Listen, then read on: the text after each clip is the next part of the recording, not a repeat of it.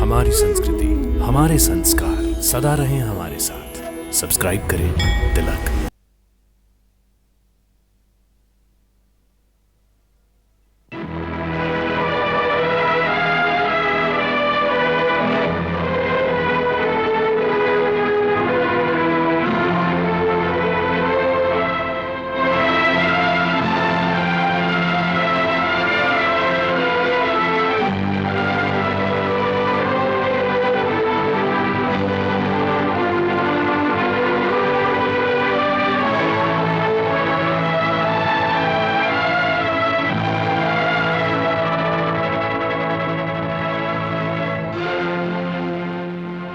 आज इच्छा नहीं है। थोड़ा तो खा लीजिए। रहने दो।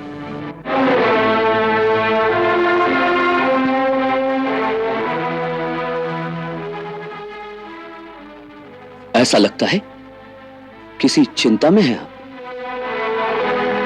बड़े गंभीर लग रहे हैं। भाभी, क्या बात है? कोई विशेष बात तो नहीं।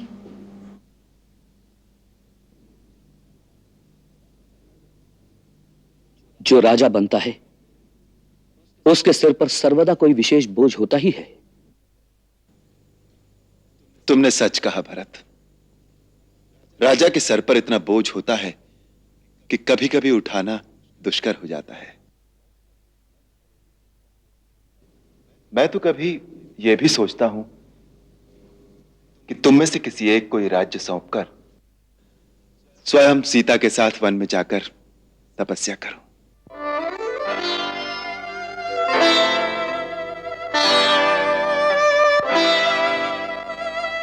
भरत, तुम्हें तो राज्य कार्य का अभ्यास भी हो चुका है, तुम्हारा चरित्र भी निर्मल है।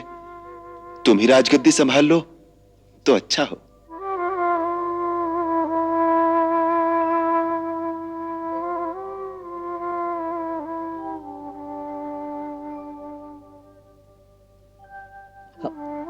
अब समझ में आया, आपकी चिंता का वास्तविक कारण मैं हूं। अवश्य आपको मेरे किसी कार्य में कोई दोष दिखाई दिया जिसके कारण आप मुझे यह दंड देना चाहते हैं।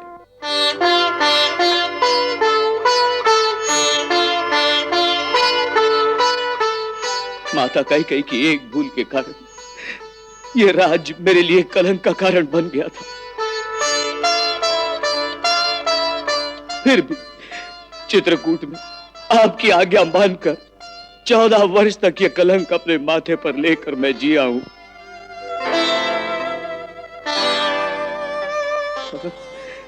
अब यह राज मुझे फिर देने का अर्थ होगा कि वही कलंक फिर से मेरे माथे पर स्थापित कर दिया जाए।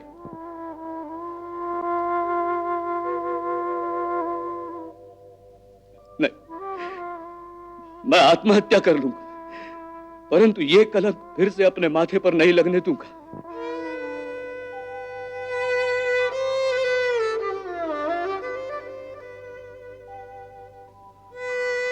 अवश्य आपको मेरी कोई भूल दिखाई दी जिसके कारण आपने ऐसा सोचा।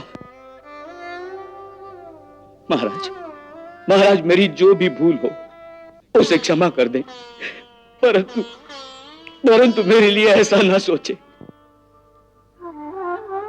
मुझे क्षमा कर दीजिए महाराज, मुझे क्षमा कर दीजिए महाराज, मुझे क्षमा कर दीजिए।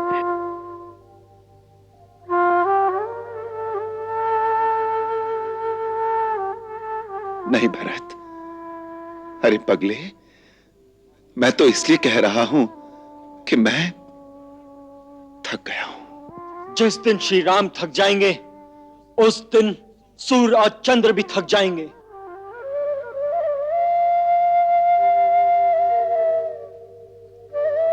जिस प्रकार सारे लोग, सारी धरतियां आकाश में स्थित हैं, उसी प्रकार सारे संसार की गतियां और शक्तियां आप में स्थित हैं। जिस प्रकार आकाश संकीर्ण नहीं हो सकता, उसी प्रकार आपकी शक्तियां क्षीण नहीं हो सकती। इस तरह आप हमारी परीक्षा न लें महाराज।